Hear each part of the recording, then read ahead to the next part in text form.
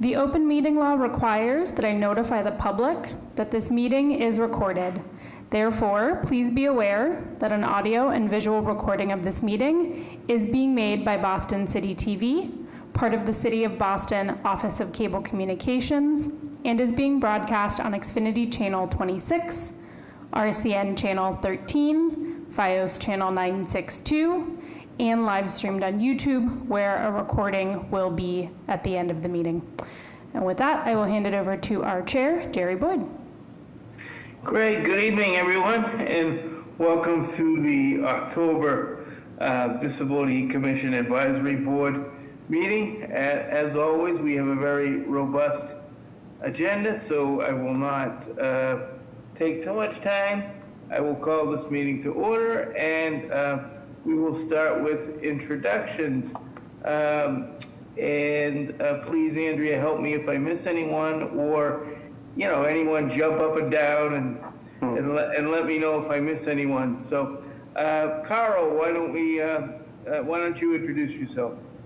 Yeah, hi, my name is Carl Richardson. I live in Brighton, Massachusetts, Brighton, in the neighborhood of Brighton. I identify as a deaf-blind person. I have salt and pepper hair, and I am wearing a dark polo, long-sleeve polo shirt. Great. Paulette, why don't you introduce yourself, please? Good evening, everybody. My name is Paulette Durrett. I live in the Mattapan section of Boston. I'm an African-American senior citizen, and I'm glad to see everyone tonight. Great. And Olivia, why don't you introduce yourself, please? Sure. My name is Olivia Richard. I am a resident of Brighton, and I am a middle-aged white female with glasses and short brown hair, and I use a manual wheelchair. Great. And Wes, why don't you introduce yourself, please? Hi, everybody.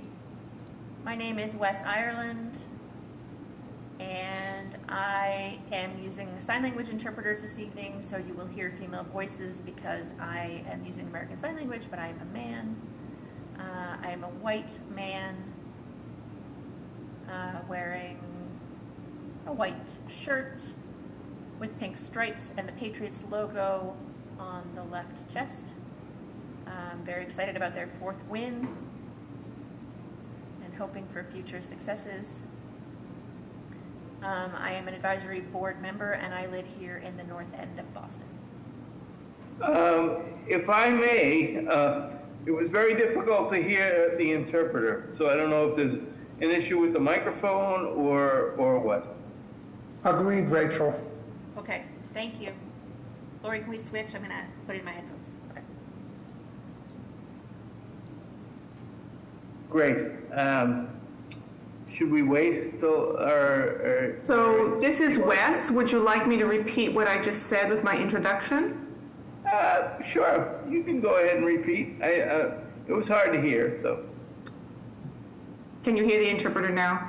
Yeah. Yes, very well. Great. So hi, yes, this is Wes, and like I said, I'm a white man, I'm a deaf man, I'm using American Sign Language through the duration of this meeting, and I have two female interpreters, two female sign language interpreters, so you'll be hearing their voices going into English for what I have to say in sign language. And my visual description is I'm wearing a white t-shirt, polo shirt with pink stripes, and I have a Patriots logo over my left chest.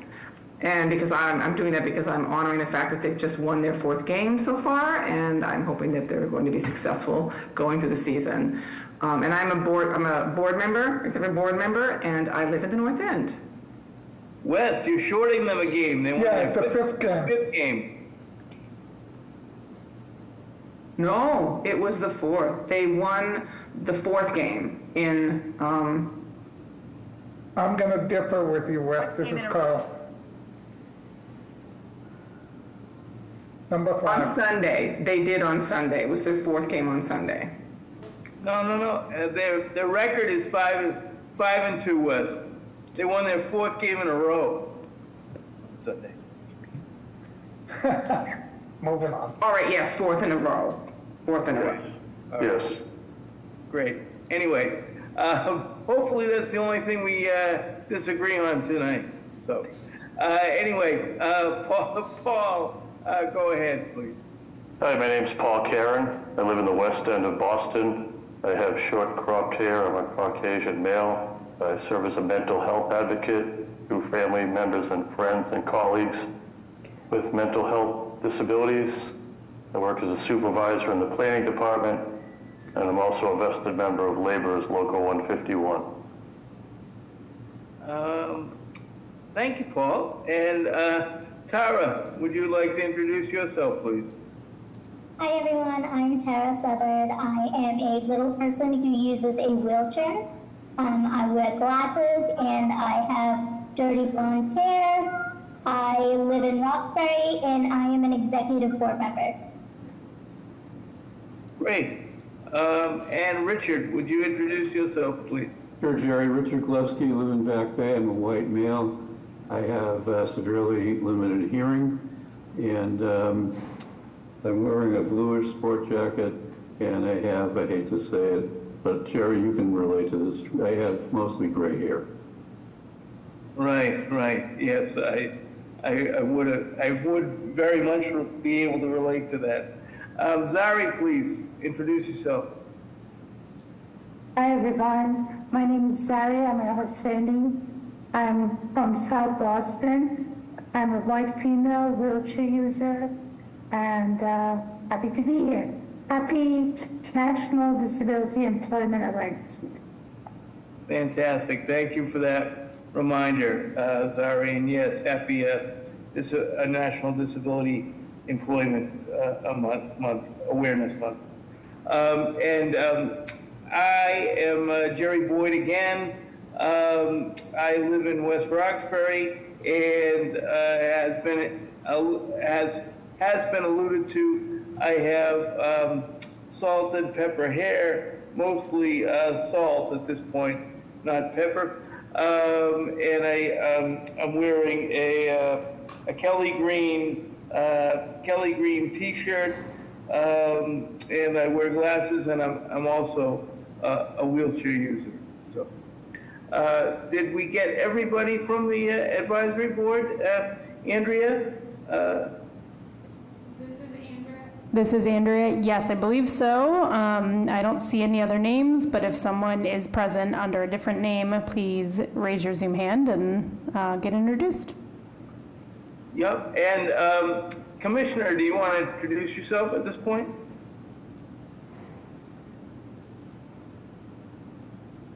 Thanks, Jerry. Hi, everybody. I'm Krista McCosh. I'm the Disability Commissioner and ADA Title II Coordinator for the City of Boston, and I'm happy to be here tonight. Oh, I'm a female with blonde hair and an image of City Hall in my background. Great. Next on the agenda is the approval of last month's minutes. Do we have any a motion to approve the minutes? This is Carl. I make a motion to accept the minutes. Great. Any seconds? This is Paul. I second the motion. Great. Any discussion? All in favor signify by saying aye or waving your hand or raising your hand. Aye. Aye. Great. The motion passes unanimously. Excellent. And next we have a presentation from the Personal Care Attendant Workforce Council. Justin, I don't want to butcher your last name, so if you could say your last name before you give your presentation, that would be great. Sure. Hi. Thank you. Yes, my name's Justin Graceffa. Great. So yes. The floor is yours. Oh, okay, great. Thanks so much. It's just as I'm so I was invited here by Kristen. She serves on the Mass PCA Council with me. Her and I go way back. She was actually my peer mentor when I was first injured at Spalding at a time when I probably wasn't necessarily, receptive to maybe to all that I had to offer back then, that she had to offer back then, but definitely much more now. I am a C5 quad wheelchair user. I've been injured for a little over 18 years. And I've been in the PCA program for over 18 years. Currently, I've been serving on the Mass PCA Council for just over 3 years. Was part of the last collective bargaining agreement among several of those subcommittees as well. Kristen asked me to come and just share a little bit about the PCA program and what some of the challenges and stuff that are going on. So I will start to share my screen.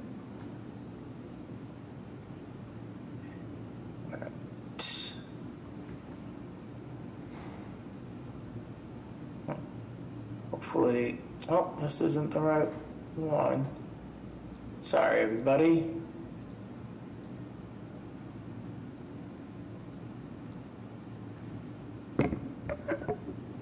Come on. We can have Andrea share if that's more helpful. I got it. I just need 1 sec. For whatever reason, it didn't pop up on the top here. All right.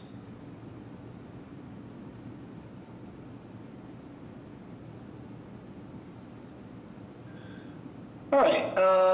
So the Massachusetts PCA Workforce Council. So I'm going to talk a little bit. Justin, sorry, we have an issue with the interpreter. Would you mind pausing just 1 second? Sure. Lori's video is frozen. Rachel is here now. Can you hear me? Okay, we've got you, Rachel. Okay, great. Go ahead. Thanks. Justin, go ahead. Okay, great. Thank you. So I'm just going to talk a little bit about the PCA program right now, and then, who it serves, and then some of the, what the PCA Workforce Council is, and then some of the challenges that are facing the PCA program down the line. All right. Sorry, this is... sorry, it did not go to the beginning. My apologies again. Okay, here we go. That's better. The Massachusetts PCA program, and I'm the current vice chair of the Massachusetts PCA Council.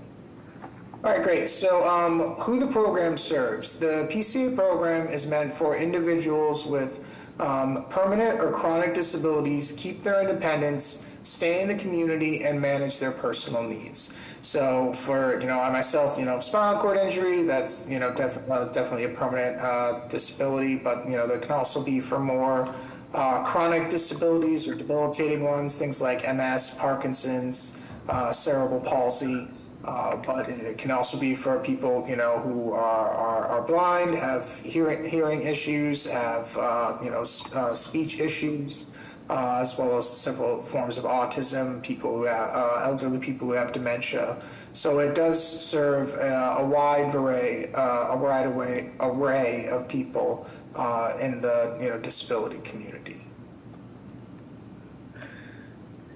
So I'm just going to move this down so I can see my writing. Okay. The Massachusetts Personal Care Program provides support and funding to the MassHealth members who are permanently or chronically disabled and need assistance with their personal care. It enables people with disabilities to control their own routine, and it facilitates independent living in the community rather than institutions, nursing homes, assisted living centers, etc. The PCA program allows individuals to hire, supervise, and fire their own PCAs, and they're paid through MassHealth.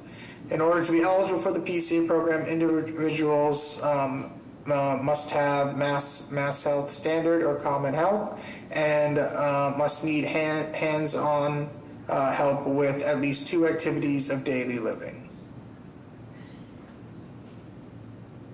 What makes the PCA program unique?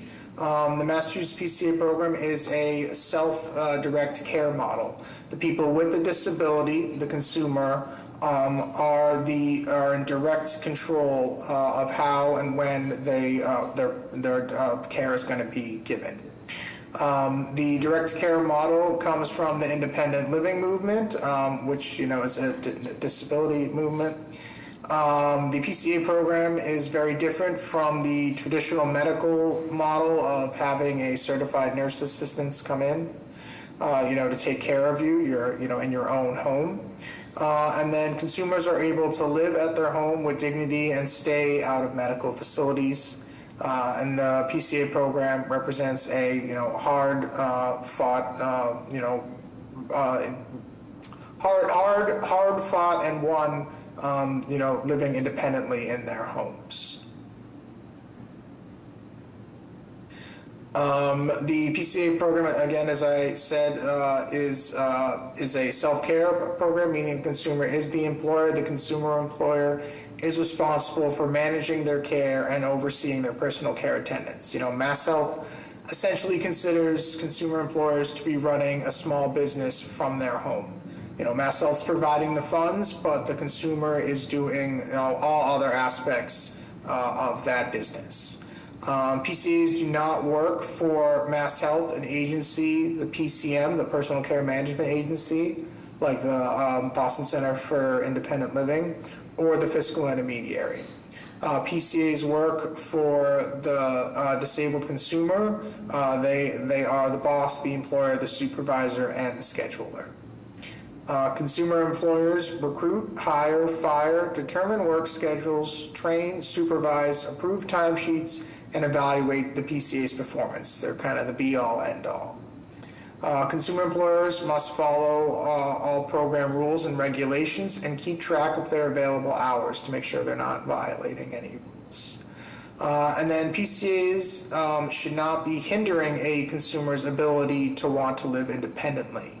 They are there to help you, assist you, with everything that you're not able to do yourself. And, if there's anything that you want to try and be doing independently, that is their job to do, and they should not be, trying to prevent you from doing it if you feel that you are capable and wanting to do so.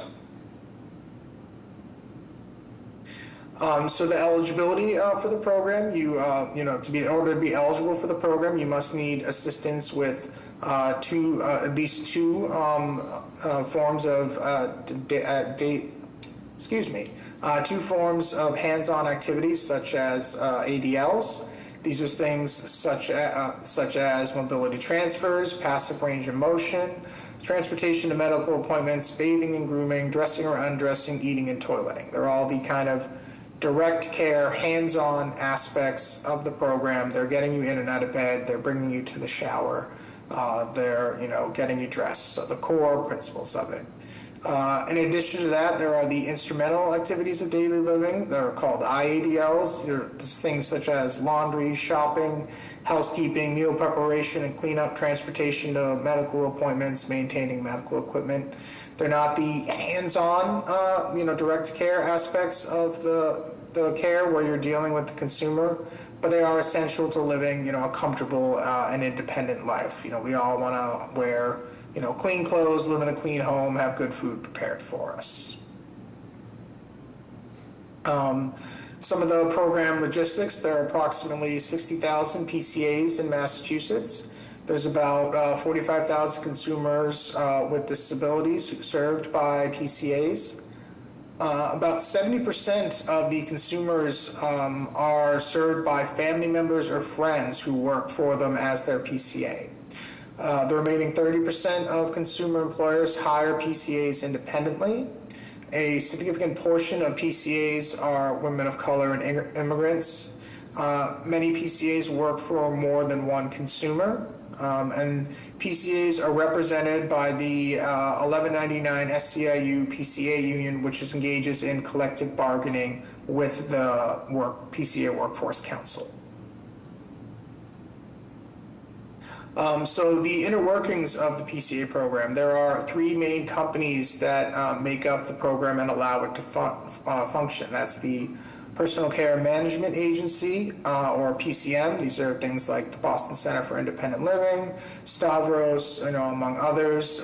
They complete the annual assessments to determine the number of hours that a consumer may need. Then there's Massachusetts Medicaid or Mass Health. That's the Mass Health Standard or Commonwealth Health or Common Health. Must be enrolled in the Mass Health program to take part in the PCA program. And then there's the fiscal intermediary, which is Tempest Unlimited. They're the ones who are providing the paychecks and pay stubs for PCAs. So this is kind of just going into the Personal Care Management Agency again. They're the ones who are sending out the evaluators to the consumer's home, doing the time to task, observation of them or evaluation of them. They will provide you, or ask you the types of services that you think you need. They will provide you with training if you need to. They'll inform you of all the rules and regulations, responsibilities within the program, and then all of that information gets worked up into the service agreement, which is then submitted to Mass Health. Mass Health will receive those prior authorizations, determine the consumer's eligibility for those services, and then once they've made that decision, they'll inform the PCM, the fiscal intermediary, and the consumer of their choice, of their decision, and then provide them the money. And then the fiscal intermediary, which is Tempest Unlimited, they receive the funds from Mass Health for the services. They process the timesheets, they process the payroll for tax purposes, the W-2 forms, and then they'll report any fraud to the Attorney General's office should it occur. So the program challenges going forward. So there are a couple of significant challenges to the program continuing. There is the continued growth. The PCA program is a substantial part of the Mass Health budget. I believe it is on track to be about $2 billion of the budget, so it's definitely a significant amount of money. Mass Health is concerned about the continued growth of the program. It does get larger every year. So that is definitely a top concern, because being able to sustain that growth. The state is bracing for significant cuts to Medicaid funding. We all know that the federal funding is under attack right now for Medicaid dollars. Massachusetts itself is under attack. So in every meeting that the council has, all they talk about is upcoming cuts. This could potentially result in into cuts to the PCA services and prevent future individuals from getting on the program. Shortages of workers. There is a severe nationwide shortage of healthcare workers, and this is going back to before the pandemic. I know it's something that I've experienced firsthand, constantly, is having trouble finding good quality PCAs. And then change to immigration status has exacerbated this issue and created lots of confusion. As I said, a lot of PCAs, are immigrants, and changes to status, has affected some people's ability to be able to work and put a lot of fear out there. I didn't put it as a slide just because sorry, this keeps going forward. I didn't put it as a slide, but there are some new regulation changes that are coming to the program as well. We were informed of this at a council meeting most recently. That is going to create, additional challenges to, being able to hire a PCA and get them working for you as quickly as, a consumer might need. All right, so the Massachusetts PCA Workforce Council. So we are our creation and purpose. We are a panel of consumer employers, living in the Massachusetts community. We were established in 2006 by the Massachusetts legislature. We are part of the governance structure of the PCA program. We are designed to support and strengthen the self-direct care model of people with disabilities, and we help to ensure the stability, quality, and accessibility of the PCA workforce. Our purpose and responsibility. We represent the employer of record during the collective bargaining process for the PCA contract. I was part of the last collective bargaining process for the current contract, and we are already gearing up for the next negotiation, which will begin next year, which I believe Kristen will be joining me on. So looking forward to that. It is a very interesting experience, but a very important one as well. To support consumers' right to self-direct and help amplify their voices, we are that representation of the consumer employers on there.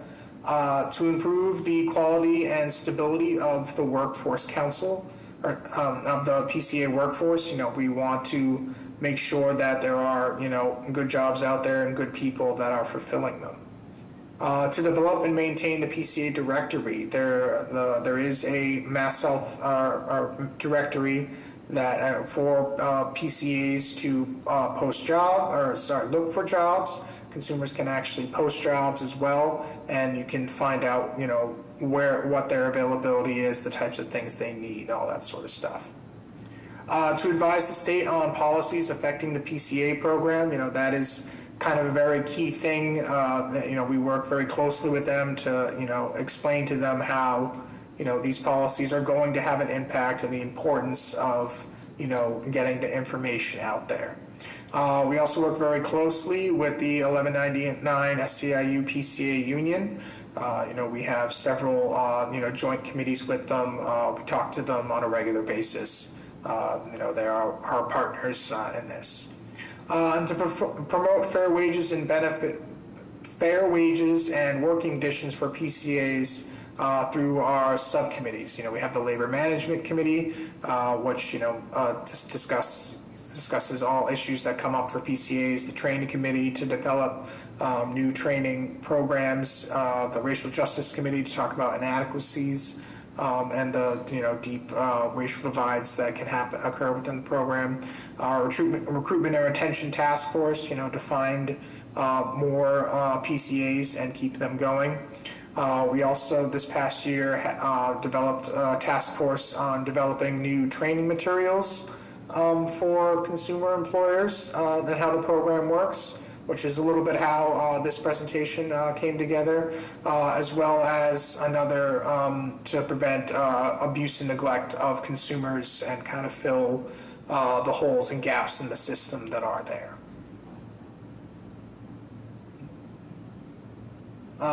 So how can you help? So disability advocates are encouraged to educate legislators and the public on the program's importance. That's really the only way to get it out there. A lot of people don't even necessarily know that this program is out there. To advocate strongly for funding and policy support, there's so as I said, so many attacks coming, and with budget cuts, the more funding the program gets, the better we are.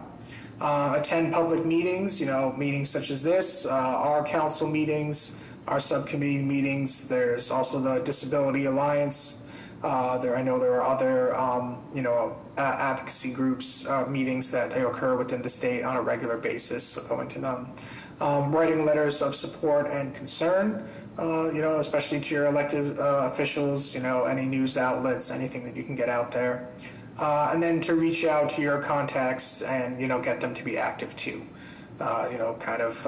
What's this group I, can imagine is doing and why I'm here talking about the PCA program. All right. That's kind of just, the brief overview of the program and then what the council does. There's certainly a lot more that I could go into about it. So if you have any questions or anything you'd like to discuss, now, I can take some questions, or if not.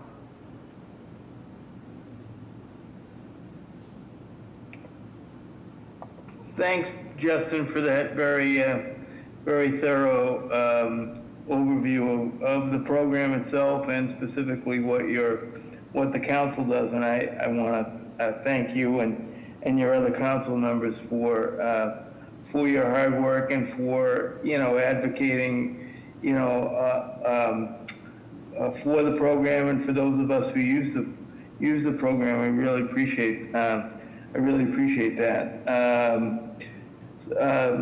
Any questions from the advisory board?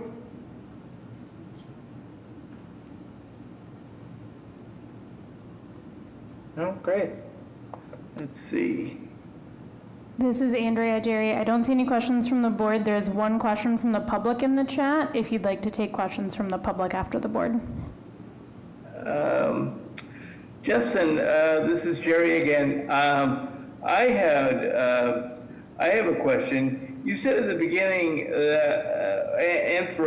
and at various points throughout your presentation that you're involved in the collective bargaining. But just to be clear, you're there bargaining on behalf of the consumers in the program. Is that correct? Yes, yeah, we are representing the consumer's voice in that. I mean, in those negotiations, we are, when we do those, I mean, we are sitting on the Mass Health side of the table, and do caucus with them, and discuss the proposals that are on there. But we are still, representing that, consumer voice on there. And again, really kind of anytime, when the union makes a proposal, we're, trying our best to explain to them why we think it might be good, or why it might be, and that's then that aspect. Sure. And I see the commissioner has her hand raised. Go ahead, Commissioner. Thanks, Jerry. One thing that was recently approved too was a pay differential for PCAs who engage in complex care. Yes. Do you want to talk about that a little bit, Justin? Sure. Yeah. There's actually two different things that were approved this past year. There was the wage scale differential. That's for PCAs who've been working as a PCA for a long time, going all the way back to 2008 when they unionized. So if you've been working as a number of years, it's based on the number of hours you've worked. But if you've been working for a long time, you are eligible for a pay raise, kind of a way to keep, PCAs, in the program, to keep working to get those pay raises. And then the complex care differential really is, I would say is, predominantly meant for wheelchair users. It is, oftentimes, the people who are wheelchair users have a lot harder time finding people PCAs to work for them.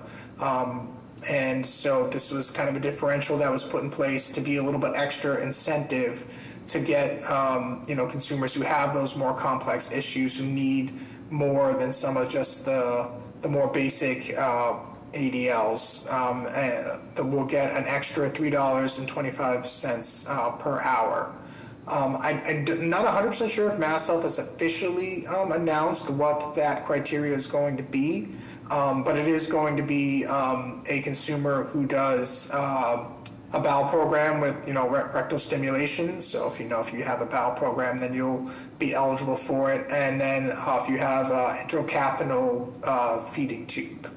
Those are the two main criteria that Mass Health is looking at to apply for that complex care, and they are open to expanding it, in the future. But they kind of just really need to see. They've never done anything like this before, so they just have to see how the program goes first and how much money it is. They're just working off their estimates right now. They don't have any hard numbers yet to determine exactly what the cost is going to be. Justin, this is Jerry. Do we know when that's going to go into effect? Yes, complex care starts in January of 2026, so next year. And at our last council meeting, they did tell us that the letters, because they are going to inform consumers who are eligible, those letters of eligibility are going to be start going out in December. Oh, that's great. I thought maybe consumers would be responsible for saying, hey, you know, how do I get evaluated, or how do I, you know, how do I, you know, see if I meet that criteria or not? But Mass Health is automatically doing that. Yes.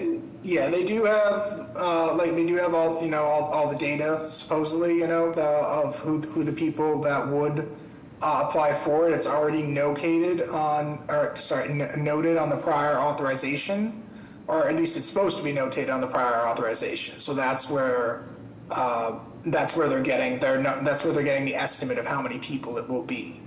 You know, certainly if you don't qualify and you think that you should, you can appeal it. And the main thing is that it comes from your primary care doctor putting it on your PA. And Mass Health did inform us that it will be something that has to be done yearly, that there will be a specific form that needs to get filled out yearly by your primary care, noting that, you know, you require, you know, rectal stimulation or the use of a feeding tube. Sure.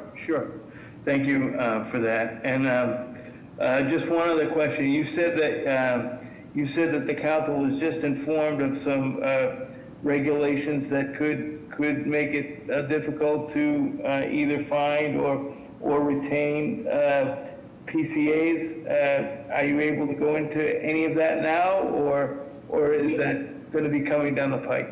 I mean, I can talk about it a little bit. I mean, I personally don't even know all of it myself. You know, they did just introduce it to us. I think there are some I think will be less severe than others. I think the big ones are going to be, you know, right now when PCA, you know, you hire a new PCA, generally I have them start, or at least for me, you know, I don't know what everybody else's experience is, but, you know, generally I have them start right away. We get the paperwork handled. You know, afterwards, you know, it takes a little time to submit it. Sometimes there can be a lot of issues with it. And then Mass Health, but eventually they get on and Mass Health does the back pay for all that time. They have informed us that they are no longer going to be doing that. It is, I guess that does violate strict labor laws.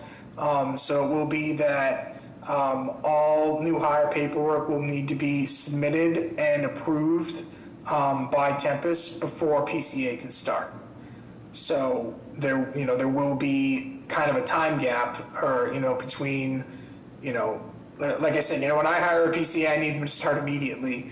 And we've worried about the back pay afterwards, but they're no longer going to do that. Which, you know, is definitely going to cause, you know, an issue with delays of service.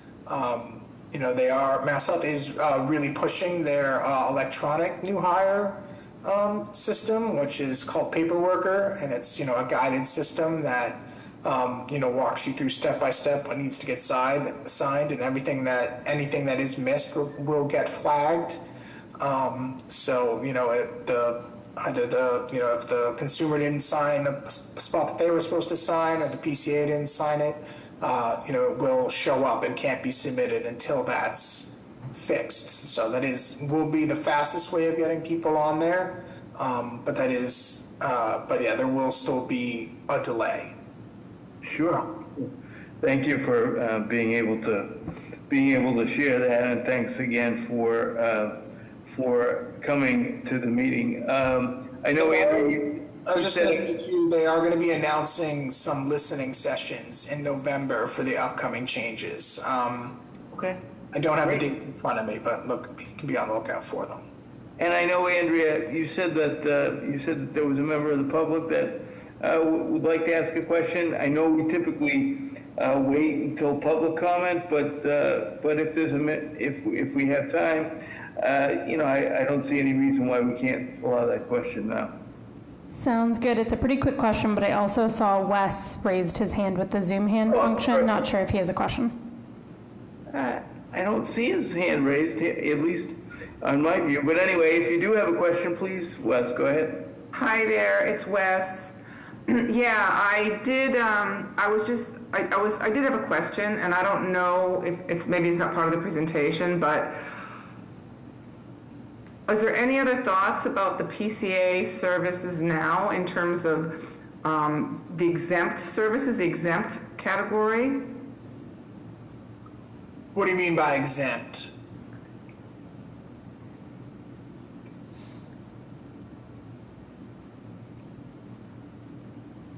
Oh yes, the estate. You know the estate, the requirement that you have, the estate recovery, the new estate recovery ruling that just happened. Is there anything more about that? Is that related to? Does that impact the PCA services? I'll be honest, I'm not familiar with that. I don't know, Kristen, I just saw you came off. Yep. I do, yep. Yeah, so that was passed, Wes. It hasn't been implemented yet, but previously Mass Health would start to track all of your earnings and assets at age 55. And then when you pass away, they would go after what they call estate recovery, which means the state would basically keep track of all the billing that they spent on you from age 55 until you pass away. But now that's been resolved, so they are not going to do that moving forward. And that's just difficult for people who've worked for the last 30, 40 years and have saved and bought a house. They wouldn't have been able to leave that house potentially to their family because they'd have to pay Mass Health back for all the money that Mass Health had spent on them. But that has been resolved, and that will no longer be the case moving forward. Actually, I have a question. All right. That was a big victory for advocates, a really big victory. Can I ask a question about that? Yeah, absolutely. So now, for instance, can somebody hand down a house to Yep. some? Could my mom give me her house? Because right now the house is in a trust. That might be a little bit complex. We should have a one-on-one about that. But because I know there's things with asset. Asset tests and things. If you're on Common Health, it wouldn't affect it, but if you're on Mass Health Standard, it could affect it. Okay. But what Wes was referencing was the estate recovery specifically, which has to do with people on the Mass Health program who are working, earning, have assets and income. And previously, they would be liable for anything after age 55. Anything the Mass Health spent, they could recoup. But now since with a lot of hard work from advocates, that's been changed and it's no longer in place. That's a great thing to point out. Thanks, Wes. Okay, thank you. Sure. Thank you. And I think we would still have time for that. And I'm curious. This is Wes again because, I was just curious about this because of the. I was just curious about the status of that. That particular practice, so I appreciate that. Great. Andrea, do we have that question from the public? Yes, the question is the Massachusetts PCA program open only to U.S. citizens? Yes, because you have to be, you have to be on Mass Health or have some form of Mass Health, so yeah, I guess it's whatever the status is for that. And Justin, just one other thing before you go. Not only do you have to need assistance with the ADLs and IADLs, but you have to have a permanent disability, correct? Yes, permanent or chronic disability, yep. Great, okay. Thank you so much, appreciate it. Oh, thank you.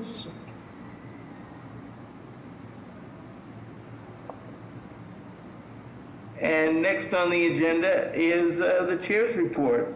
And I'll make my report very brief. It kind of piggybacks on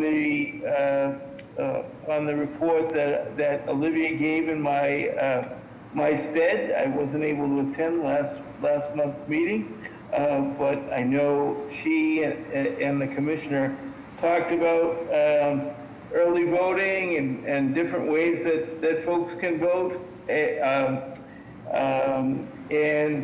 the election is fast approaching. The election is on November 4th, and I would encourage everyone within the sound of my voice, and even not within in the sound of my voice, everybody here on the meeting to get out and vote, either early or on November 4th, and to encourage all their family and friends to do that, because as we are seeing, elections have consequences, and sometimes dire consequences. And disability advocates for years have said people with disabilities should vote as if their life depends on it, because it does. And we are seeing the results of this last election cycle that truer words have not been spoken. So early voting in the city starts on Saturday, October 25th, and I believe that there's early voting in every neighborhood in the city, and early voting lasts through until Friday, October 31st. So please, I would encourage everyone to get out and vote. You know, I take advantage of early voting whenever I can. You know, I use the AutoMark machine because you know, I have dexterity issues. You know, and I'm happy to report that over the last couple of election cycles, you know, the election staff, wherever I voted, you know, has been very good about, you know, knowing how to use the machine and whatnot, and make sure that it's in working order. So kudos to the elections department for you know, all their hard work and all their trainings, and the commissioner and staff for helping with those trainings, because it does appear to be working, and I just can't encourage everyone enough to go out and vote. You know, vote in this election, because again, even though the mayor does not have a challenger, she has not been voted in for the next election. So we do have to go through the election, and there are, you know, city council elections throughout the city. So this election cycle is very, very important. So I would encourage everyone to get out and vote where they can, where they can and when they can, during the early voting period or on election day. So with that, we will move into the commissioner's report. Take it away, Commissioner.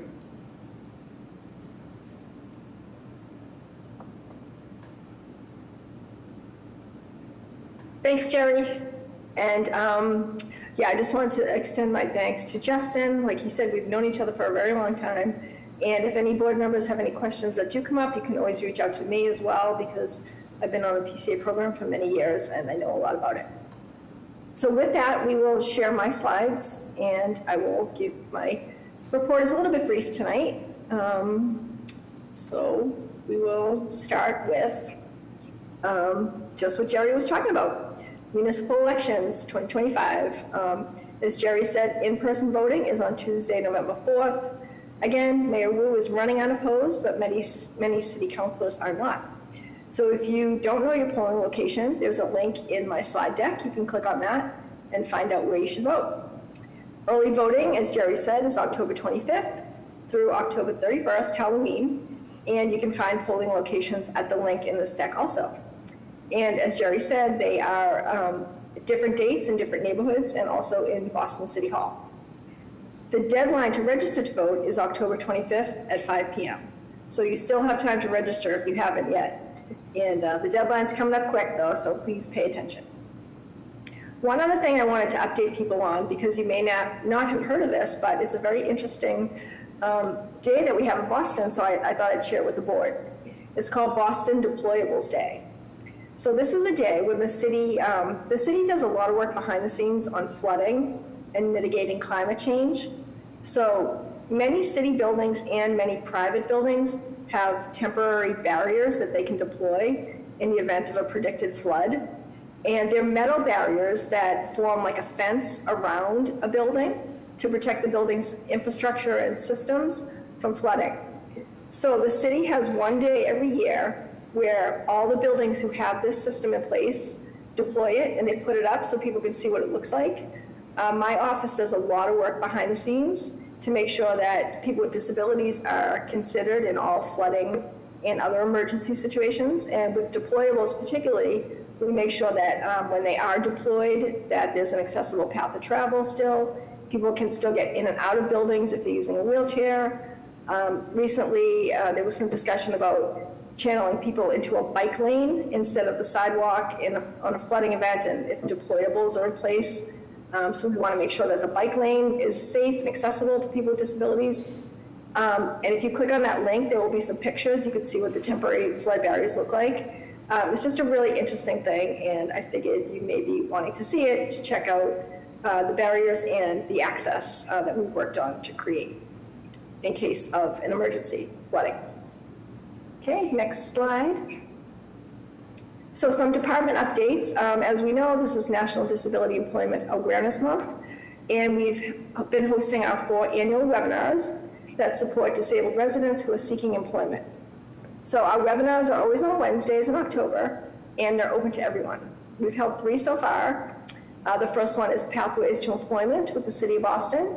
That's finished, and has the recording been posted yet? Andrea, do we know? The Pathways to Employment is posted on our YouTube. The others are coming soon. Cool. So the Pathways brings together human resources departments from the 4 main City of Boston agencies that do hiring. That's the general City of Boston website. That's most of the jobs in City Hall. And then the Boston Public Health Commission has a separate human resources department, the Boston Public Schools, and the Boston Housing Authority. They all have different human resources departments and have different requirements on residency and hours, virtual work. They all kind of do things their own way. So we bring people with disabilities on so they can ask questions and learn about how to apply for jobs with the city. The second webinar that we always do is Know Your Rights as an employee with a disability. And that's really important because it talks about, you know, what rights you do have, talking about reasonable accommodations that you can request, and all the essentials you need to know as an employee.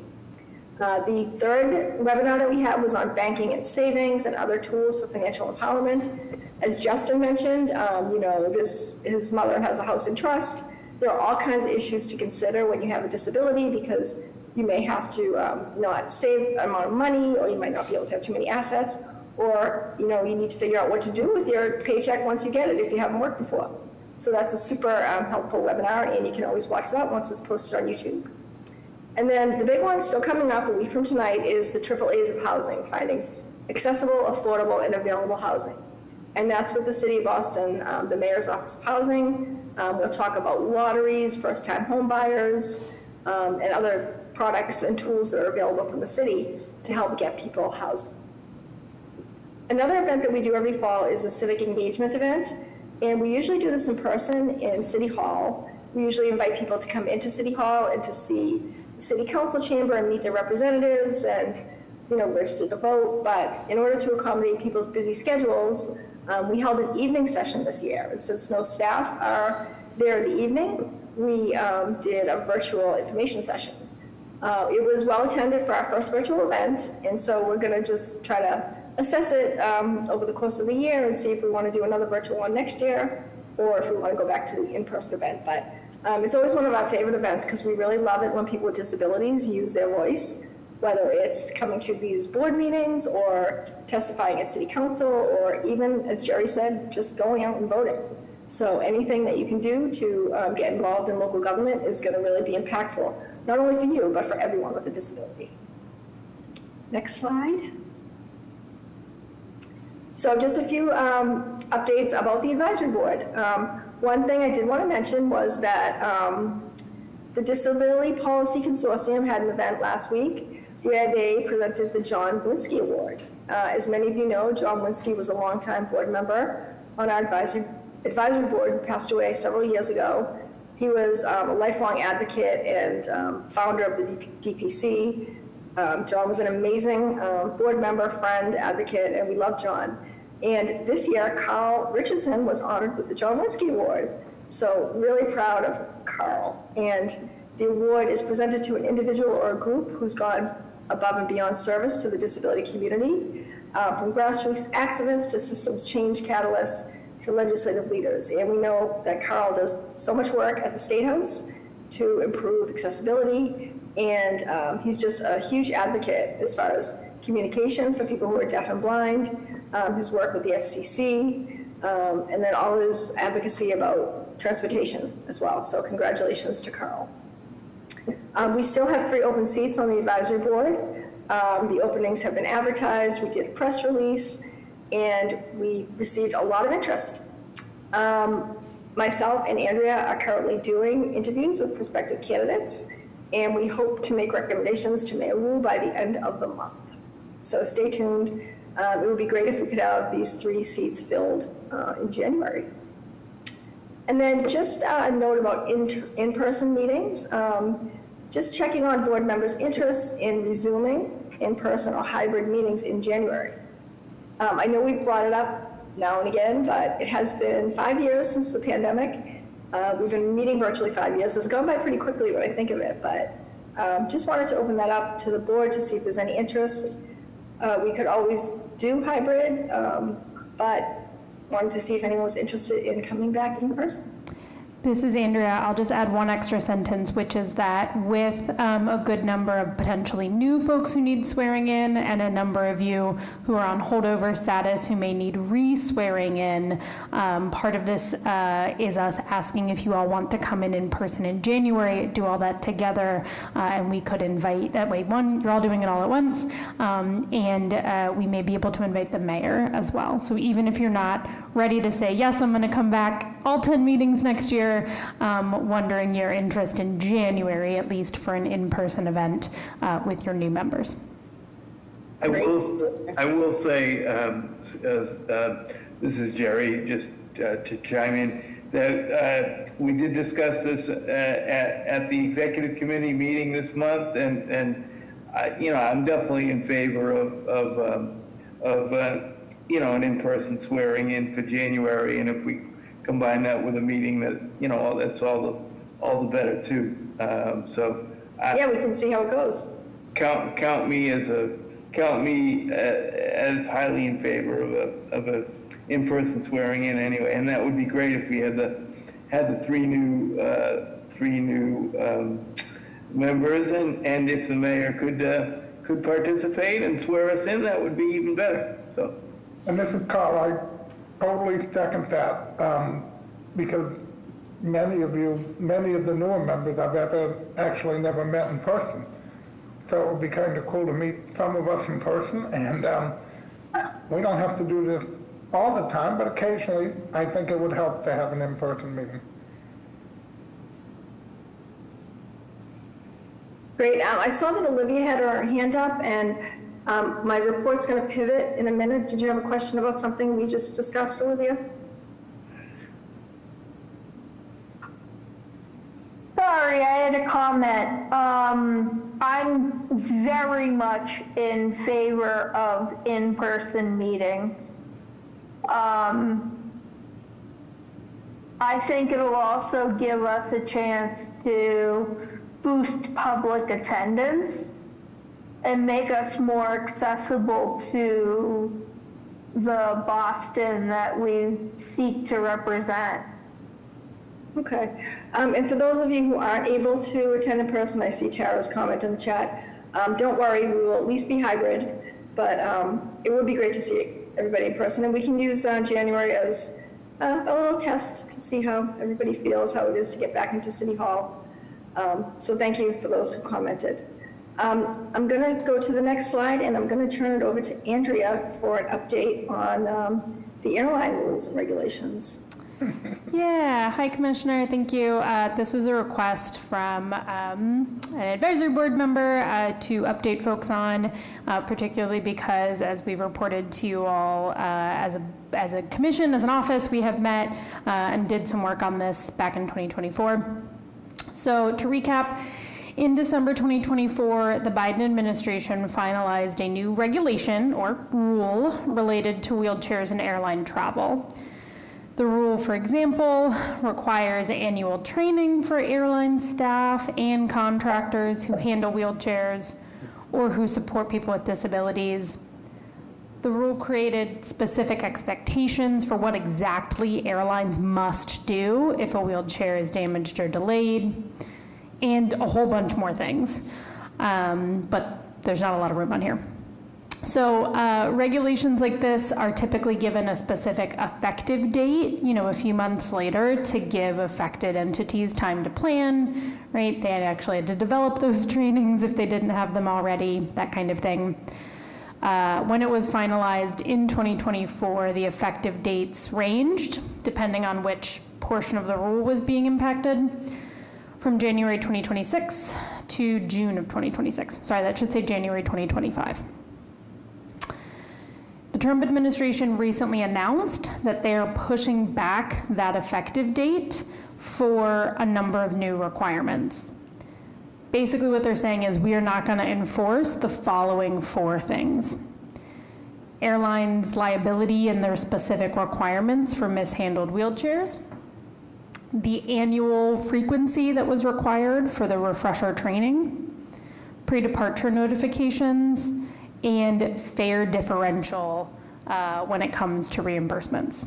So for those 4 things, the Trump administration has announced they are not planning to enforce that until January 1 of 2027. And that is in part because they've announced that they want to release their own proposed rule on these topics. And they've announced they plan to propose that in August of 2026. So the whole rule isn't rolled back, and everything that existed and was required before 2024 still required. It's just they want to put their own spin on these 4 areas. So still have a right to travel. The Air Carrier Access Act is still the law, but there may be some tweaks to what the Biden administration tried to tweak.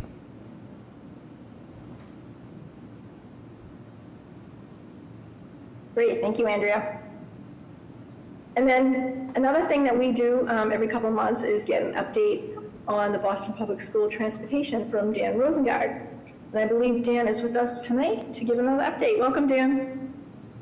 Yes, thank you, Commissioner. And yeah, thank you to the board for, I think this is the 3rd consecutive year that I've had the privilege of joining this meeting around this time of year. Briefly introduce myself for those I haven't had a chance to meet before. My name's Dan Rosengard. I'm the Executive Director of Transportation for Boston Public Schools. I'm a white male with short brown hair and a purple checkered button-up shirt, and live in the West Roxbury neighborhood of Boston. To briefly give an overview, and happy to take more questions.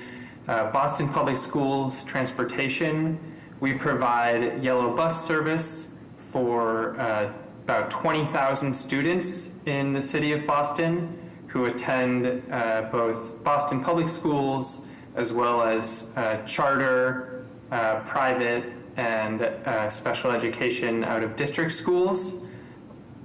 Within that transportation, that includes just over 6,000 students with disabilities who receive yellow bus service, including many of them who receive either door-to-door bus service or bus service that includes a bus monitor based on their specific individualized education plan. We also provide free M7 MBTA passes to all Boston students in grades 7 through 12 to help both travel to and from school and their extracurriculars, as well as to have access to the MBTA outside of school and on the weekends throughout the year. Gonna share my screen. I have just 2 slides that I want to present. We have, and this is those of you who may have been here when I've been here in the past. We have a couple different metrics that we use to measure the performance of our operation, and want to update all of you on that performance now that we're a couple months into the start of the most recent school year. So the first and kind of key measure of our performance at our operation is what we call on-time performance. On-time performance measures in the morning the percentage of buses that arrive at school prior to the bell. So that's making sure that students arrive at school prior to the start of classes in the morning, prior to their morning bell. And in the afternoon, or what we call PM on-time performance, measures the percentage of buses that arrive at school prior to the scheduled departure time, which is typically 10 minutes after the afternoon bell, to give students a few minutes to transition from classes to the bus.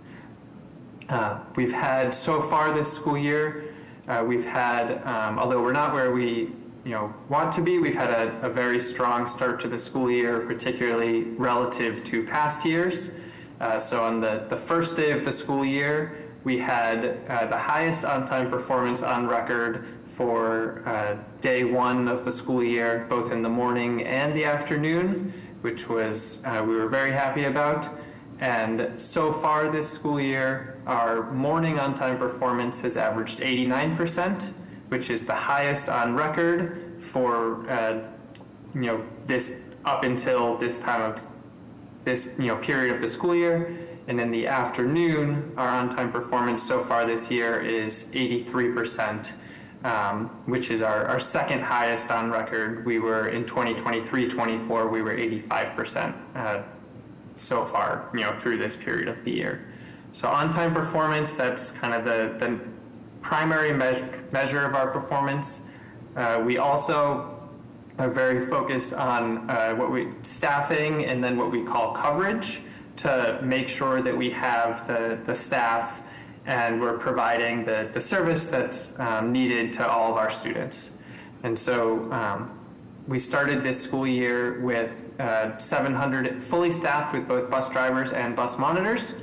We had 726 bus drivers at the start of the school year, which is right in range with where we've been the last 2 years. We've seen a slight uptick in the number of our trips that have been what we call uncovered so far this school year, which basically means there's not a driver or bus available at the scheduled time. That actually has not been driven by bus drivers, but has been driven by the availability of the buses themselves.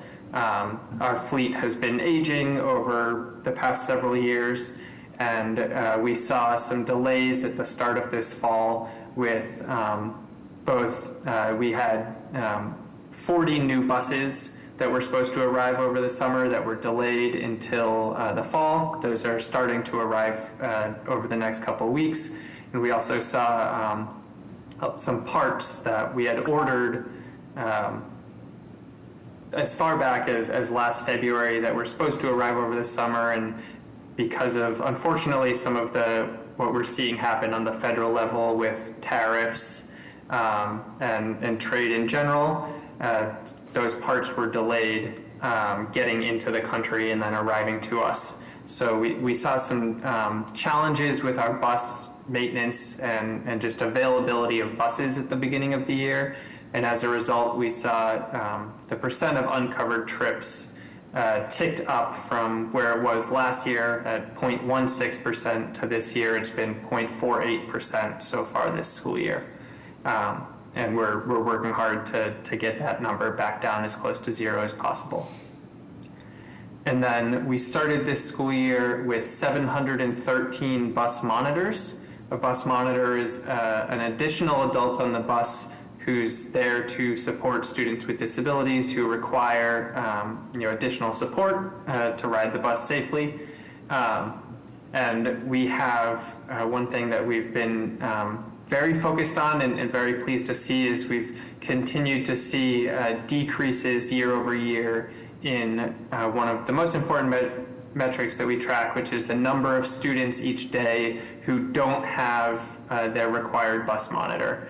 And so 2 years ago, you'll see in 2023-24, over 150 students every day were not receiving their required bus monitor. Last year, those numbers improved somewhat. It was 60 in the morning and 111 in the afternoon on average last year. We've continued to make progress on that front. So far this year, we're averaging 47 students in the morning and 76 in the afternoon not having their required bus monitor. And that's for just kind of a point of reference, that's out of a little over 3,000 students who require a bus monitor on a daily basis. So our goal is to have this be, of course, 0 every day. We want to make sure 100% of students are receiving that, any required supports and service to be able to ride the bus safely. But we're continuing to work to make progress. So that's just it's a very brief update. Like I said, I really appreciate it's a privilege to be able to come and present to this group each year. So I really appreciate the opportunity, and I will pause there and very happy to take any questions that anyone has.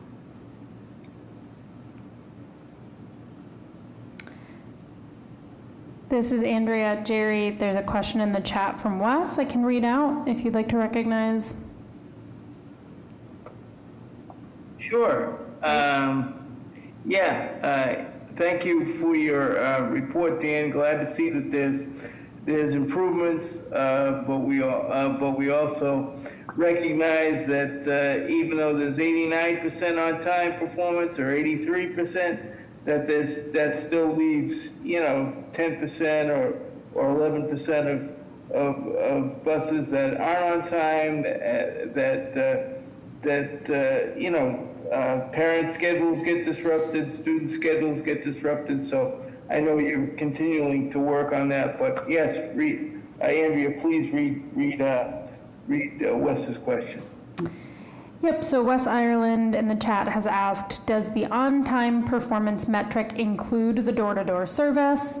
Also, is there any data available on the coverage and reporting KPIs on the door-to-door service portion? Yes, thank you for that question. Great. That's a great question. So one thing that's very important to us is we route our buses inclusively, and so we do not transport door-to-door students separately from general education students or students who are receiving corner stop transportation. So we don't have a separate metric for on-time performance for door-to-door service. So that on-time performance metric, it does include all of our students receiving door-to-door service.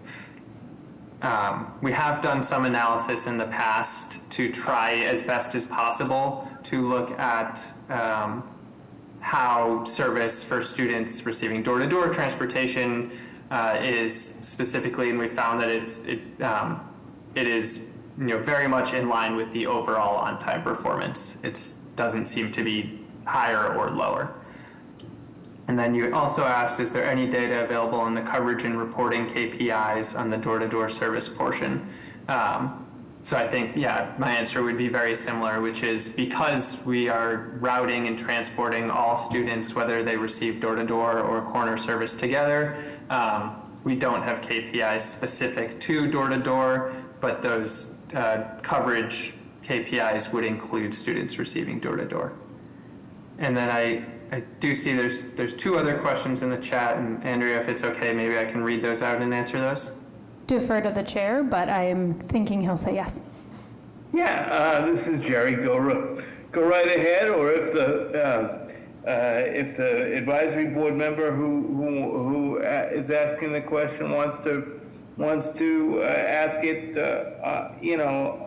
verbally, you can go ahead and do so, but if you want Dan to read it out, go right ahead. So,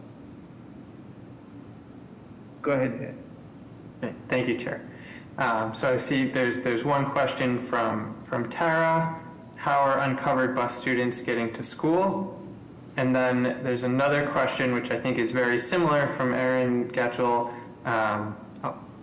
Hi, Dan. Thanks for your presentation. Happy to see some overall improvement. I'm wondering what the plan is for students when buses are uncovered or if there is not a monitor available.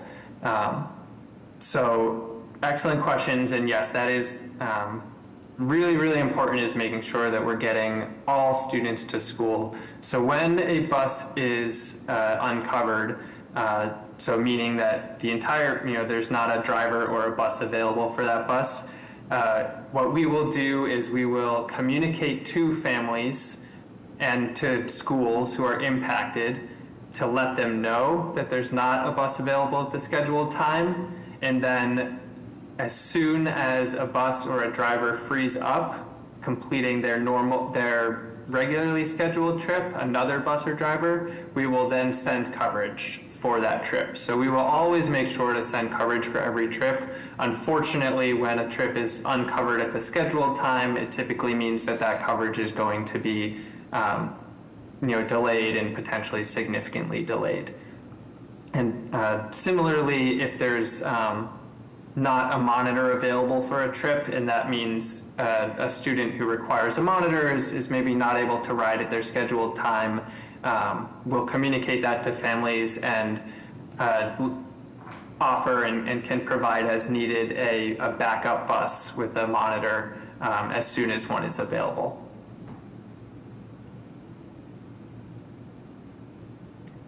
And then it looks like there's a follow-up question there. What about when students are stranded in the PM run? Who stays with them at school and ensures their needs are met?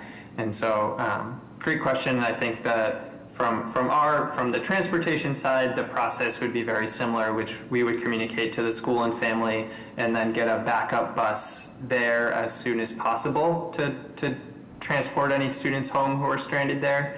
And the school, and typically some combination of the school leader, school admin, teachers, the school will coordinate to make sure that there's staff there supporting those students. And then, Chair, I see another question in the chat. I don't know, do you want me to read and respond to that? Go ahead, and I think that would have to be the last question, but. Thank you, Chair.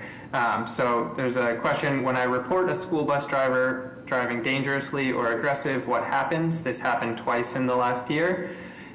Really appreciate that question. So bus drivers are employees of contractor Transdev, who we work with. They employ and oversee the bus drivers. And every one of our school buses is equipped with 2 onboard cameras, as well as a GPS telematics system, which collectively is monitoring the driving of the school buses and flagging any potentially unsafe driving behaviors. So anytime we get a report, whether it's from a school, a parent, or a member of the public about a potentially unsafe driving behaviors, we take that report, we report that to Transdev through our ticketing system, and then their safety team, the Transdev safety team, they have 15 safety trainers. They would review both the report as well as the camera footage and the GPS telematics footage from the bus to verify, validate it, identify, and then based on what they find, that driver may be sent for coaching, for retraining, or for other appropriate steps as needed to ensure that they're driving safely. And with that, I'll pause and just conclude again, just saying thank you so much for the opportunity to be here. Really appreciate it. And I'll pass it back to you, Chair. Great, thank you so much again, Dan, and we look forward to any time that you're available to come to the meeting to share data, and I know we'll probably get an update at least one other time, during the school year. So thank you for your availability and being able to tackle our tough questions and tough questions, from our school families out there. So thank you. Do you have anything else on your report, Commissioner, or should we move on the agenda? Yep, that wraps up my report. Thanks, Jerry, but I see Paulette has her hand raised. Oh, go ahead, Paulette, I'm sorry. Thank you. Is he still here? I think... Hi, Paulette, even if Dan's had to hop there off, he we is. can follow up with him if you need, so go ahead now. Oh, there he is. Dan's there. Okay, sorry. So I'm thinking about the statistics and you saying that the numbers were included. Wouldn't separating them make it easier for you to see or to pinpoint issues that come up with students with disabilities? Yeah, so the reason I appreciate that question. The reason it's difficult to separate is because students with disabilities aren't transported separately. So the vast majority of our buses have both general education students as well as students with disabilities on board. And so it's hard to kind of separate out specifically students with disabilities. But we do try to dive in on the data and cut it in different ways to see if there are any specific kind of trends or different kind of subgroups of buses that are being disproportionately impacted in any way. So I just want to add to that. So aren't the door-to-doors the students with disabilities? Yes. So those numbers could be separated out from the kids that get picked up on the corner, correct?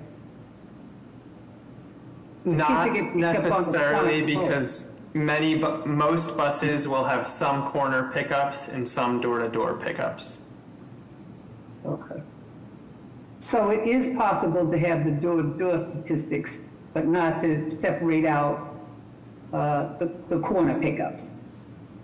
If you follow my reasoning? Like everybody could be on the bus, right? Right. But the door-to-doors are only students with disabilities, correct?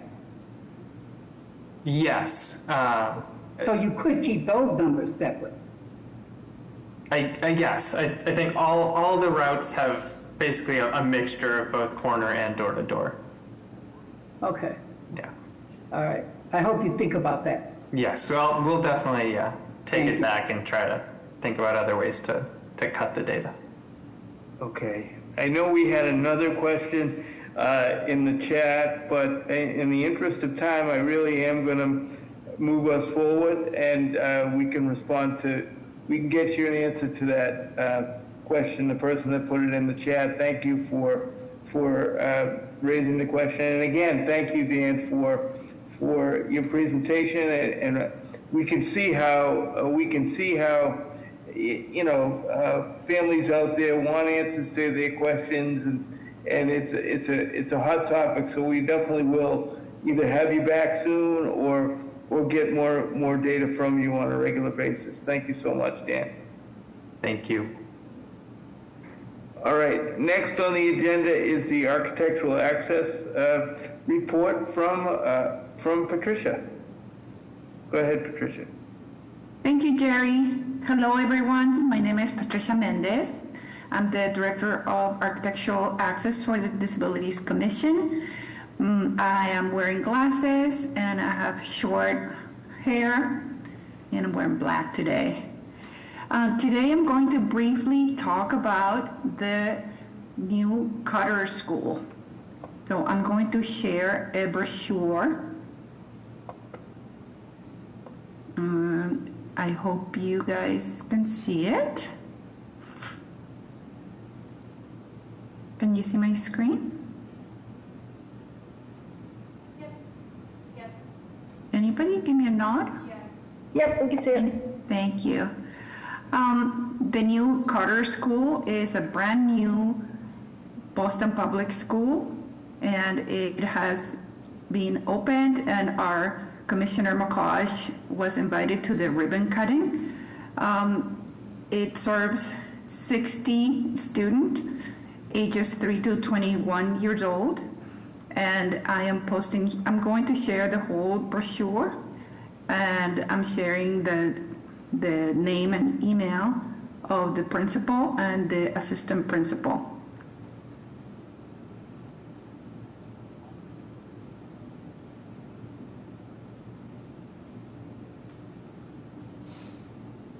Okay, now I'm sharing the second page of the brochure, and it's showing 2 photographs showing the students with disabilities posing for photos and in the classrooms.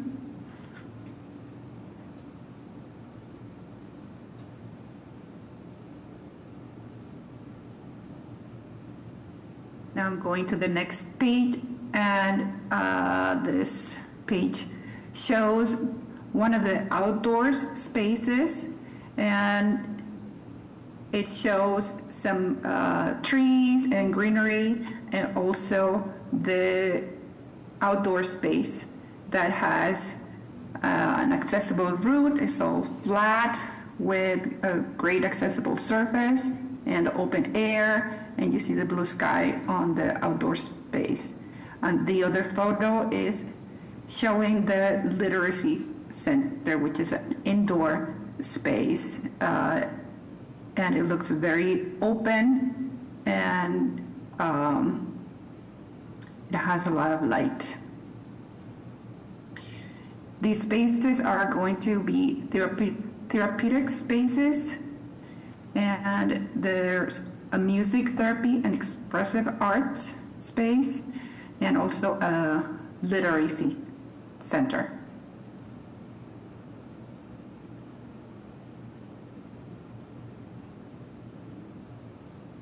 Okay, the next page shows the amazing swimming pool, and it has a 0-step entrance and is an aquatic therapy space. And the other photo is showing an indoor gym with half a court of a basketball court.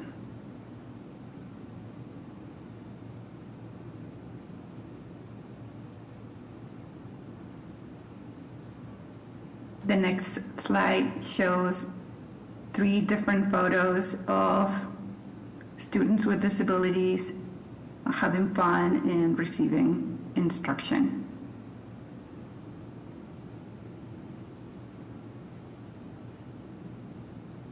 Okay, then that last slide shows an overview photo, like bird's perspective of the new building. And after this brochure, I'm going to show more slides with more photos, and I'm going to invite Commissioner McCosh to tell us about the photos.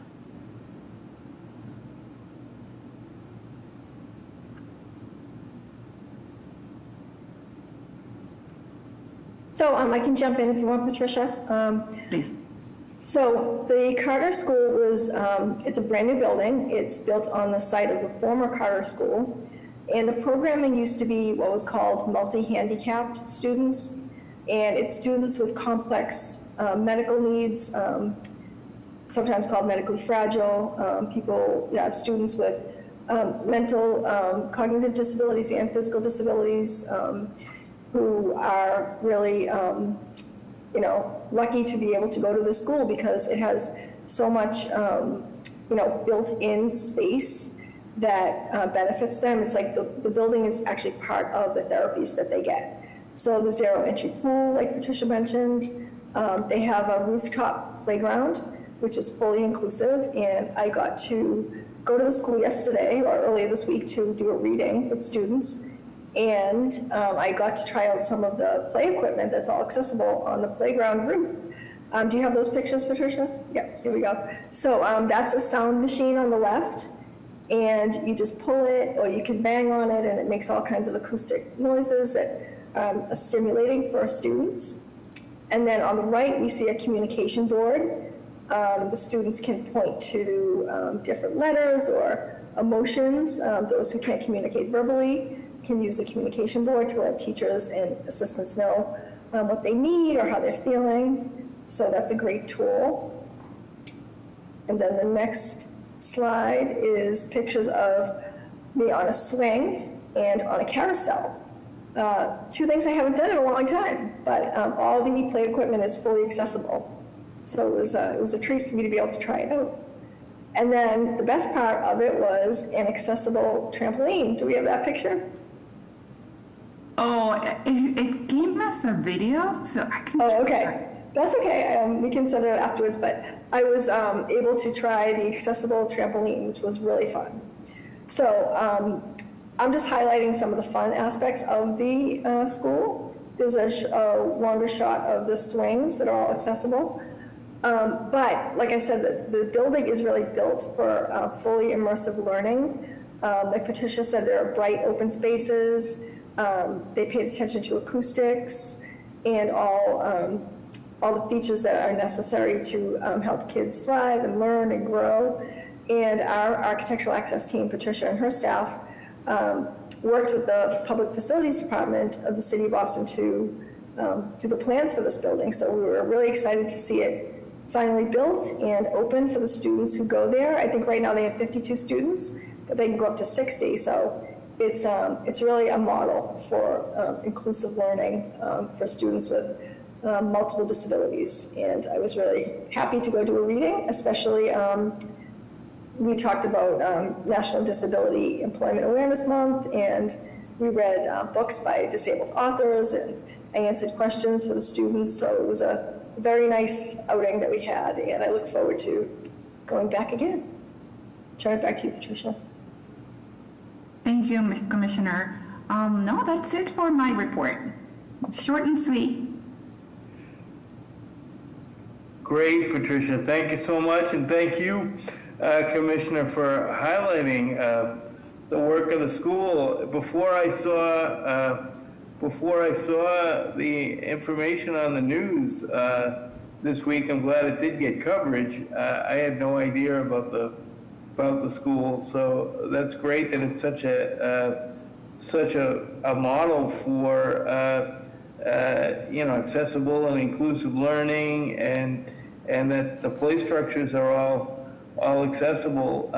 And if you do go again, let us know. Maybe some of us on the advisory board would be happy to go to represent our different communities as well. So,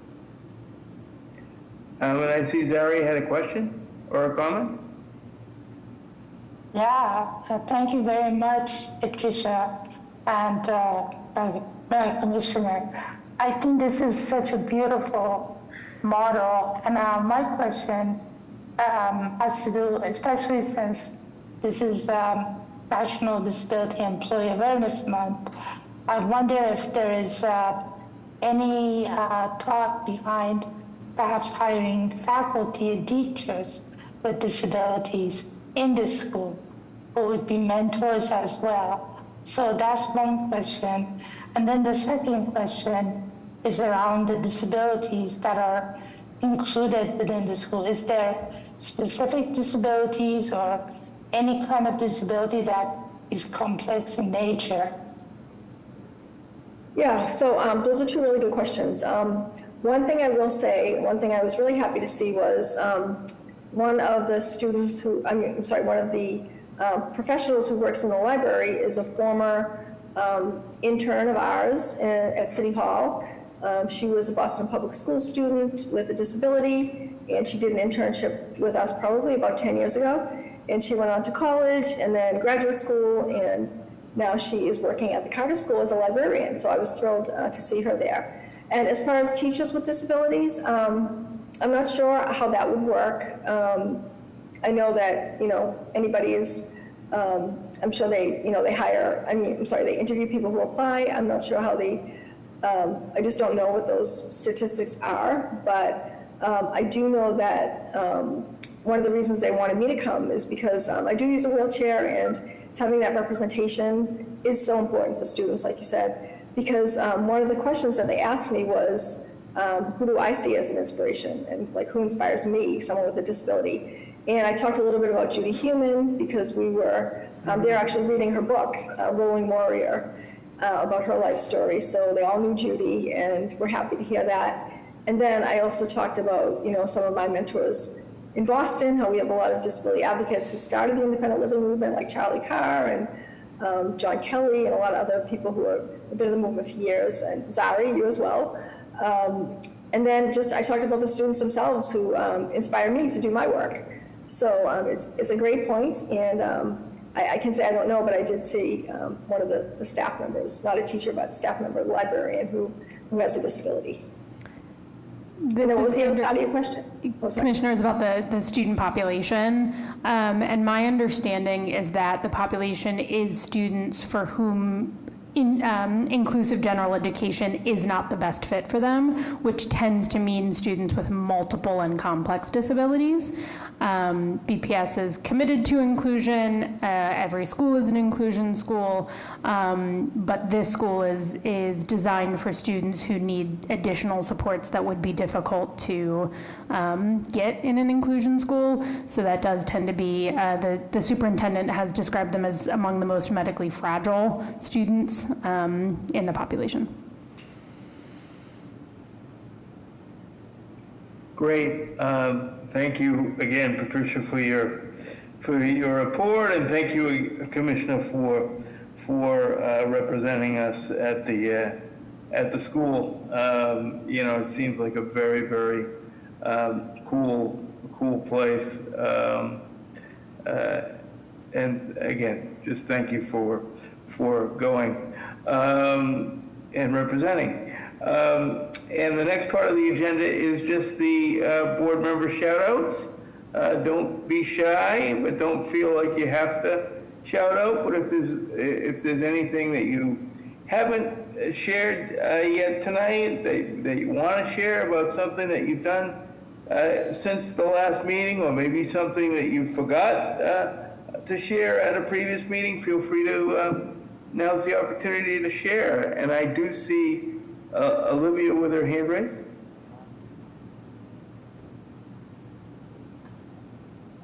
Yes. One of the things that's happened since the government shut down, but was put into place before it, is that continuums of care, which are organizations and systems that take care of people with chronic homelessness, substance use, and which are disabilities, no longer can use their continuum of care funds for housing, which is huge. This is threatening tenancies for some of the most vulnerable and chronically ill tenants that Boston has. CHAPA is fighting back on that. I'm part of the public housing group, but I wanted to raise this as an issue that will be coming across, resulting in increased homelessness. Thank you for raising that, Olivia. Just another consequence of the government shutdown. Let's hope that both sides come to their senses soon and gets the government running, and those funds can be used. So, Carl, you had your hand raised? Yeah, there were two things I want to bring up quickly.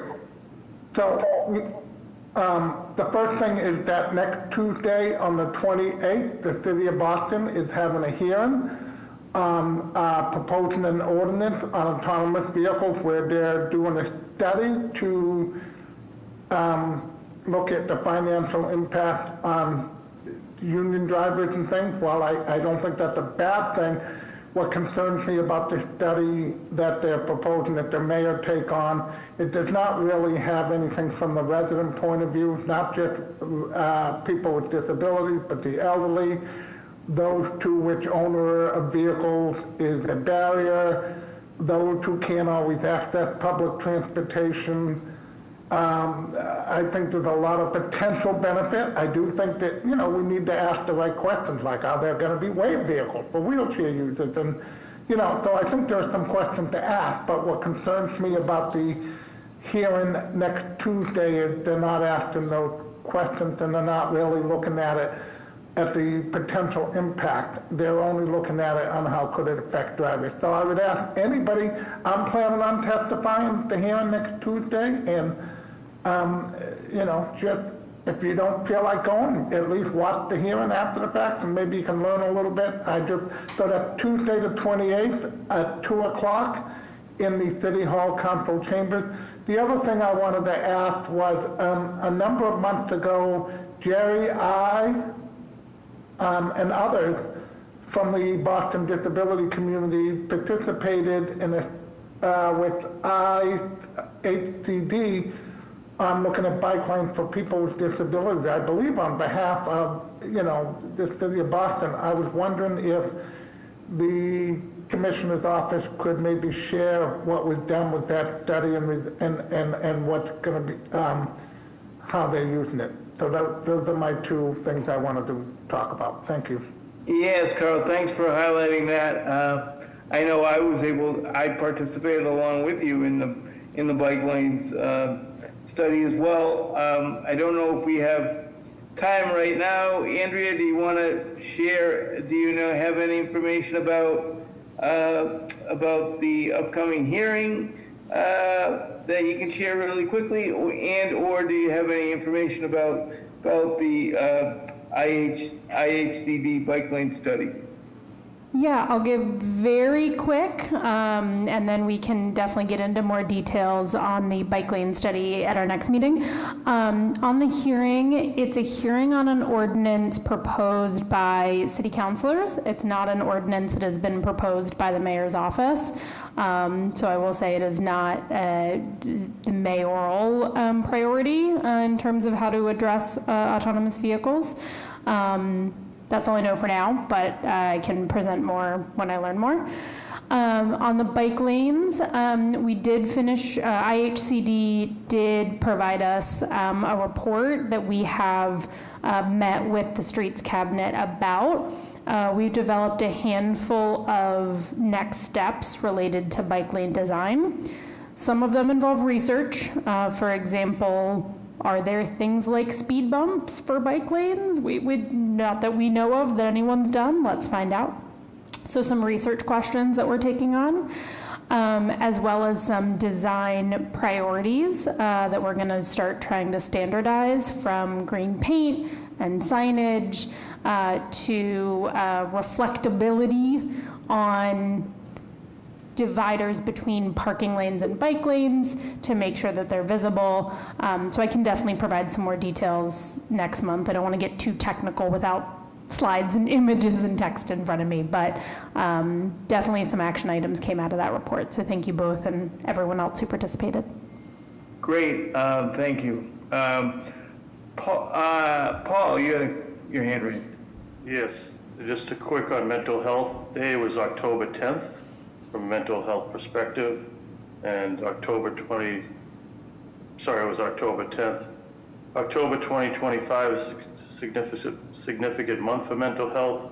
We just had World Mental Health Day, and on October 7th was a International Day of Prayer.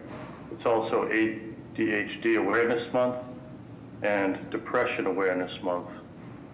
And that October's been a pretty important month for mental health and disabilities.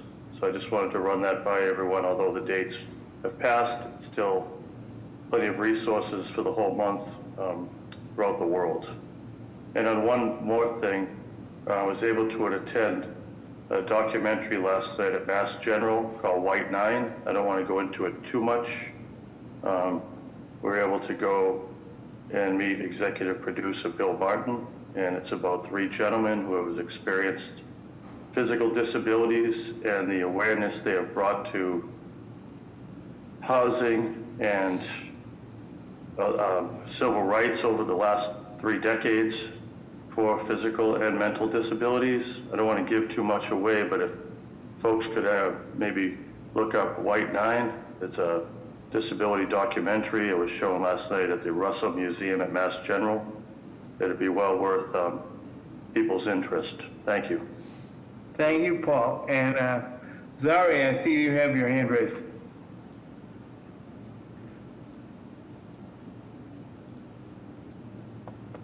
Sorry about that. Yes, hi.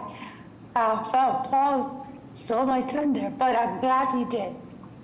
Yes, the film was wonderful last night and is going to be introduced to public soon. So as soon as we have it out, I'll make sure we make sure that people can view the film.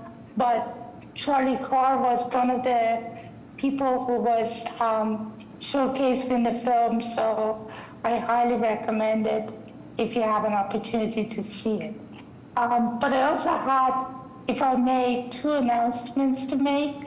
One is from one of our attending physicians.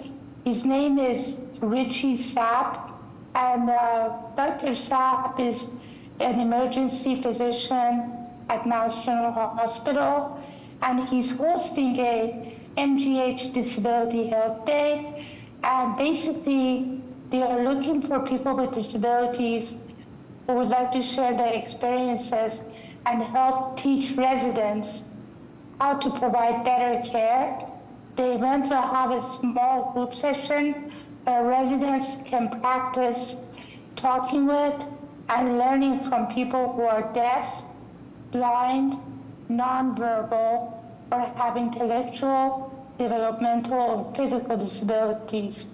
If you're interested, we would have you join us that afternoon, talk with residents and answer their questions about your experiences with healthcare, and if you're able to participate in a structured interview simulation. Please reach out to me. I can send you his information. But I think this is a great opportunity for a community to have an impact in how residents connect with the community and learn from them. So I'm happy to share that information. And although this is coming from Mass General, I think your voices will impact how we can initiate the conversation with all hospitals.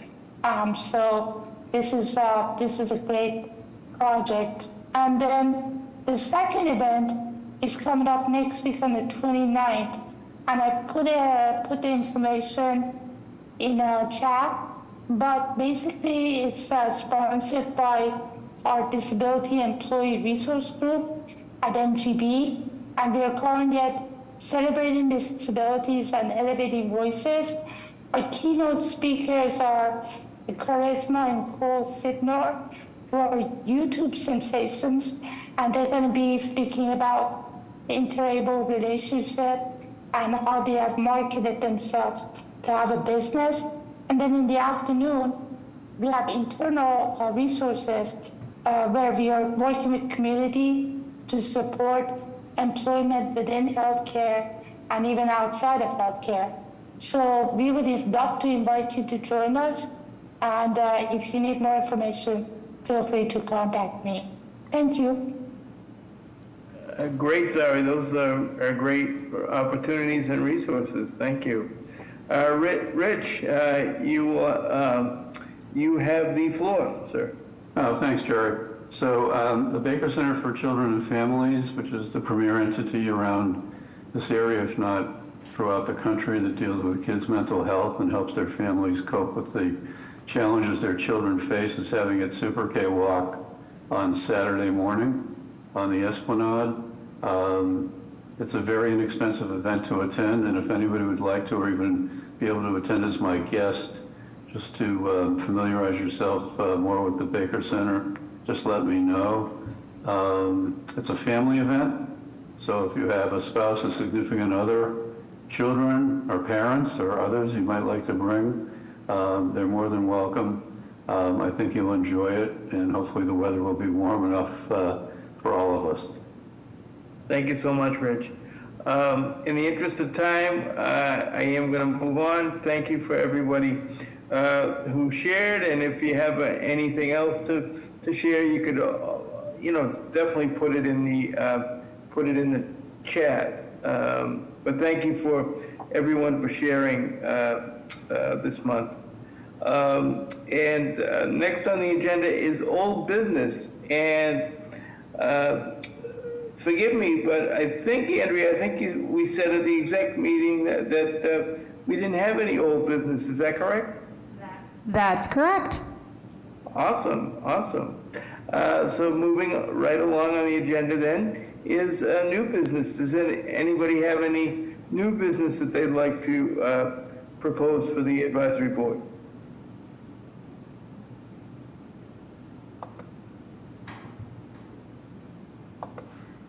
I'm not seeing any new business either. Is that correct, Andrea?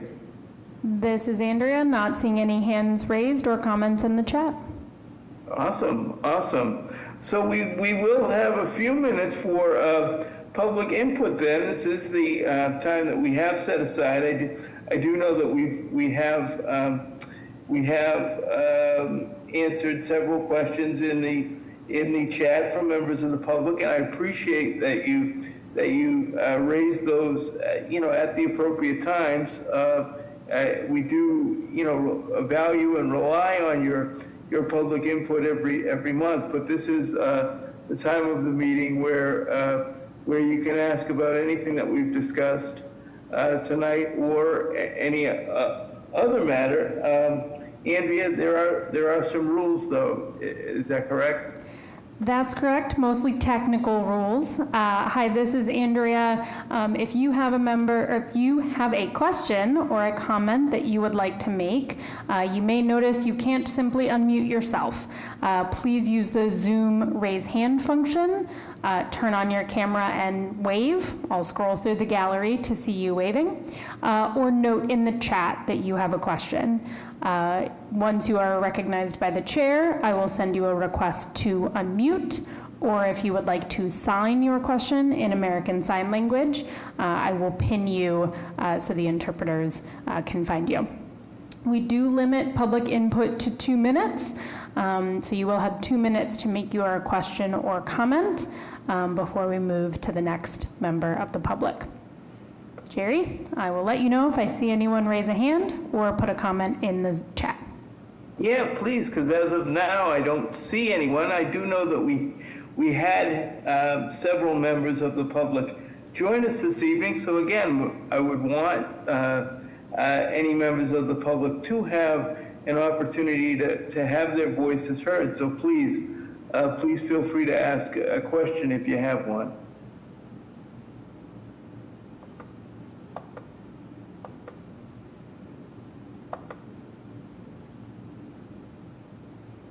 And I don't see any hands raised or anything. Oh, wait a minute. I see someone asking if they can put their question in the chat, and absolutely, please go ahead, Rashma. Yeah, go ahead, Andrea, if you want to read that out. I think she's typing, so I'll give her a second. She said, "Can I put my question in my chat?" Oh goodness. Okay. Can I ask a question? Yes. Yes. I saw that late. Sorry about that. No worries. And here it is. So the question, I have an observation. I don't know if it is relevant to this meeting. It is about auto-generated captions for online meetings. Whenever I attend online meetings with auto-generated captions, I notice that some of the words in the captions are either misspelled or not culturally relevant. For example, this morning, I attended an online workshop with a facilitator called Adrienne, Adrienne. However, the captions and transcript spelled out Adrian, Adrian. Now, if I were to look back at the transcript, I would think that a male person called Adrian, ADRIAN, hosted the workshop. I am sure that the AI algorithm, or whatever they call it at the back end, is smart enough to capture the names of participants and spell them correctly whenever someone mentions their name. The spelling of someone's name differently in the auto-generated captions might be a small issue, but it certainly doesn't make one feel included. That is all I have. Thank you. It's a very good point. I appreciate that. Does anyone who has experience with AI captions have any comment or any thoughts they want to share? I'll just say this is Carl. We are using the human writer for this meeting tonight. Yes. Any other members of the public with a comment before we adjourn? We do have about 3 minutes left, and I'm sure the interpreters will have to leave at that point, and we want to maintain communication access for everyone. So, but does anyone else from the public have a question? And I do see that there is a There's a shout out to our cart provider who's wonderful and does these meetings. This is Andrea. I'll just add on that note, Jerry, that there's a lot more technology out there these days that can do transcriptions to varying levels of accuracy, at least when it comes to Title II entities. So we're referring there to ADA Title II, covering local governments. We are required to give, first consideration to the specific accommodation someone requests. So if someone requests specifically that a CART captioner provider be scheduled for a meeting, we are required to, do best efforts to get that. And only use, AI or other if that's the alternative. So the City of Boston does have contracts in place and procedures in place to get CART providers for any of our meetings if you're able to request in advance. If you're ever not sure who to request that from for a City of Boston meeting, you can contact our office and we can try and figure it out for you.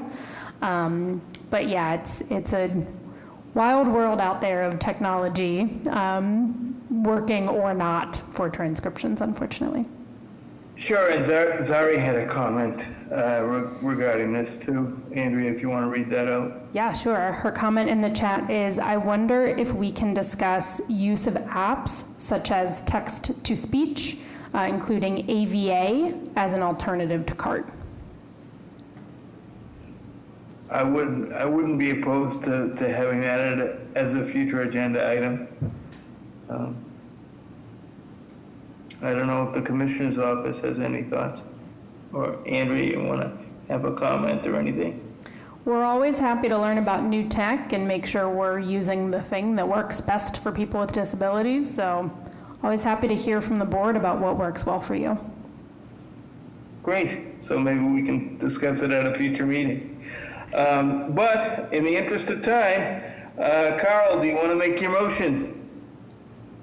Why are you picking on me? No, I'm kidding. Yes, I'd like to make a motion to adjourn. I second. Paul, I second. Okay, Paulette and Paul says second. We can have co-seconds. All in favor, say aye. Aye. Aye. Thank you for a very lively meeting tonight and a lovely meeting tonight. Please, please, please remember to vote either early or in person, and we will see everyone on the 10th. We do not have a meeting in November. We have a combined November-December meeting on December 10th. So see everyone then and have a good start to your holiday season. Take care now.